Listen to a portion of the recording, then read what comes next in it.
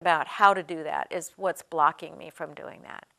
But I feel that I just feel that those of us who see peace as a possibility, must continue to speak it so that it can be heard by as many people as possible.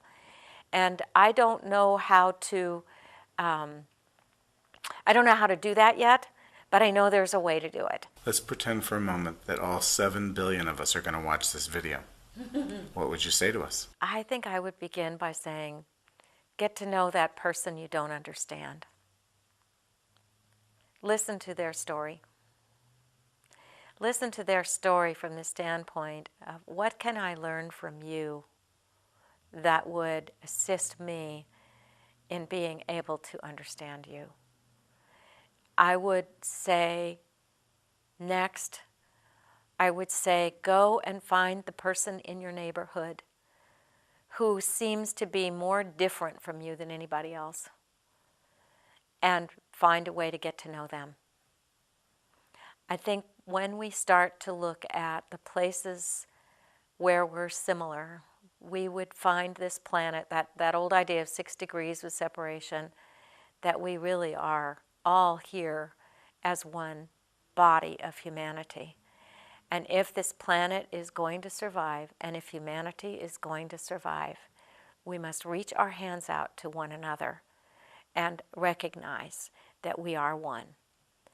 And that if we do that, then between all of us, and between all of our cultures, between all of our understanding, between all of our knowledge, we will find ways to live so that this can be a world that works for everyone. If I could grant you any superpower, either one that you've heard about, like flying, bending steel with your bare hands, x-ray vision, something like that, or one that you make up on the spot, which one would you request of me? I would love to have a superpower that could connect my heart with the hearts of everyone else, so that we could all people could feel love and loved. What's your favorite movie? My first favorite was Dr. Zhivago. My next favorite was Out of Africa. More recent favorites, oh gosh. Field of Dreams. I loved Field of Dreams. I loved Ghost. What was newer that I loved? I liked The Descendants, this recent film. Who are your heroes? Well, Joan of Arc, way back. Why? I just loved the story that she, as a young woman, could do what she did, that she could accomplish what she did. It wasn't so much the martyrdom part of it as it was that she was a leader, and she inspired people throughout the ages. She has inspired people. I was a big fan of Audrey Hepburn when I was in high school.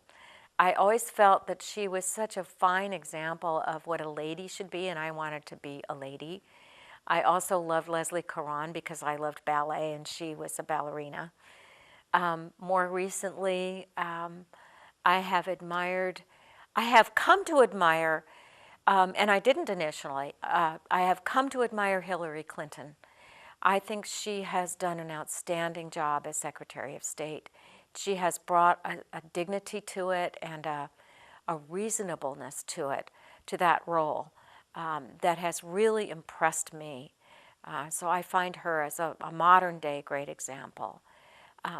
People that I know that are dear friends that I look up to, Sandy Hart, Kay Lindahl, the woman who's been our spiritual leader of our organization until just this last convention where her 10-year term completed, Dr. Kathy Hearn.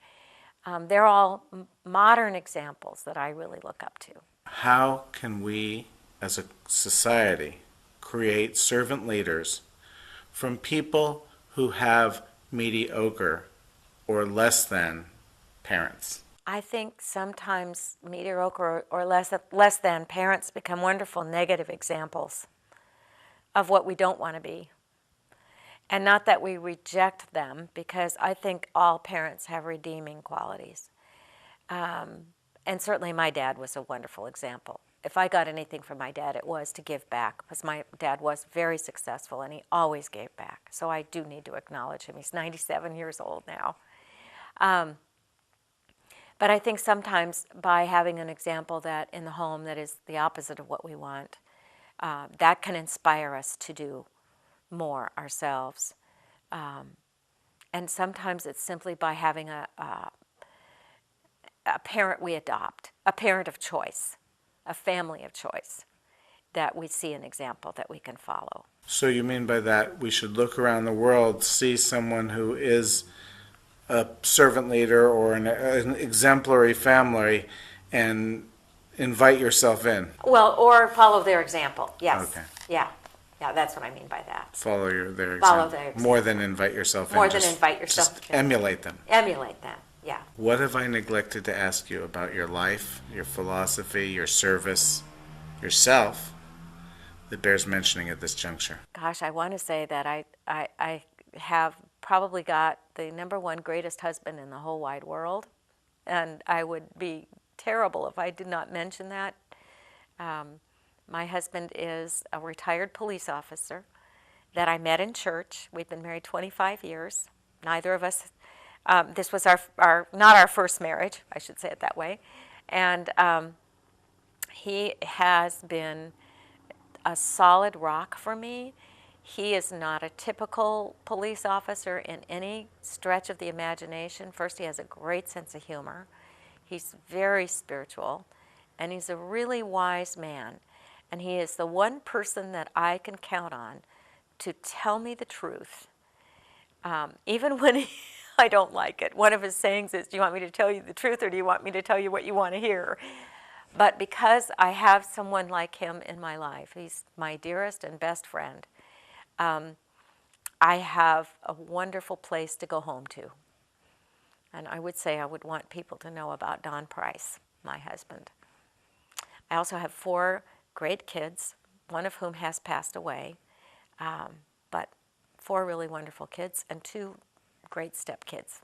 So, and lots of grandchildren. I have 7 grandchildren. So I would like them to know a little bit about that. Thank you so much for meeting with me, Peggy. You've been very kind and gracious with your time. Thank you so much for asking.